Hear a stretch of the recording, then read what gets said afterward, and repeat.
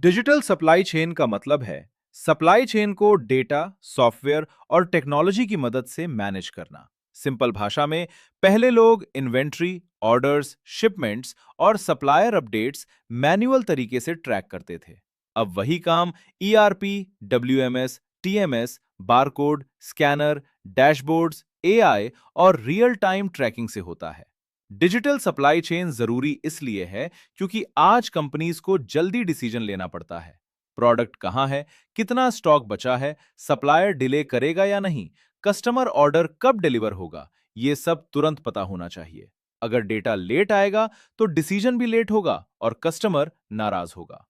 मान लो आपने अमेजॉन से फोन चार्जर ऑर्डर किया। जैसे ही ऑर्डर प्लेस हुआ, सिस्टम चेक करता है कि चार्जर किस वेयरहाउस में अवेलेबल है। वेयरहाउस वर्कर को पिक लिस्ट मिलती है, प्रोडक्ट स्कैन होता है, पैकिंग होती है, डिलीवरी पार्टनर असाइन होता है, कस्टमर को ट्रैकिंग दिखती है। ये पूरी प्रोसेस डिजिटल सप्लाई चेन है। स्टेप बाय स्टेप प्रोसेस ऐसे काम करता है। सबसे पहले कस्टमर ऑर्डर सिस्टम में आता है। फिर ईआरपी या order management system inventory check करता है। उसके बाद वेयरहाउस सिस्टम वर्कर को बताता है कि प्रोडक्ट किस रैक में रखा है। प्रोडक्ट स्कैन होता है ताकि गलत आइटम न जाए। फिर पैकिंग लेबल जनरेट होता है।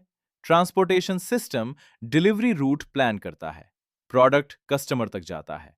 फाइनली डैशबोर्ड पर डिलीवरी, स्टॉक लेवल, डिले और परफॉर्मेंस दिखता है।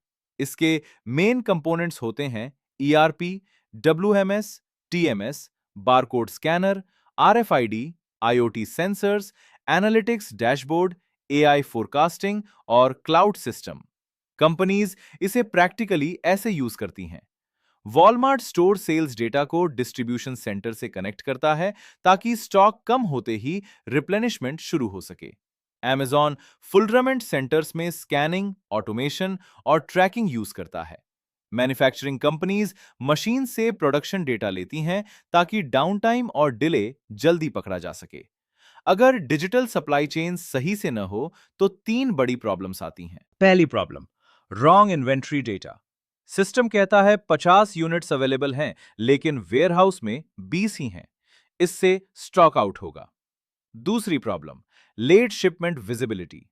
प्रोडक्ट रास्ते में अटका है, लेकिन टीम को पता ही नहीं। कस्टमर को गलत डिलीवरी प्रॉमिस मिल जाएगा। तीसरी प्रॉब्लम, पुअर फोरकास्टिंग। अगर सेल्स डेटा सही नहीं है तो कंपनी ज्यादा या कम प्रोडक्शन करेगी। रिजल्ट होगा ओवरस्टॉक या स्टॉक आउट। इसे इंप्रूव करने के तीन बेस्ट तरीके हैं। पहला, मास्टर डेटा क्लीन रखो। SKU, supplier, lead time, price और इन्वेंट्री डेटा एक्यूरेट होना चाहिए। दूसरा, सिस्टम्स को इंटीग्रेट करो। ईआरपी, डब्ल्यूएमएस, टीएमएस और सेल्स प्लेटफॉर्म अलग-अलग आइलैंड्स की तरह नहीं चलने चाहिए। तीसरा, रियल टाइम डैशबोर्ड बनाओ।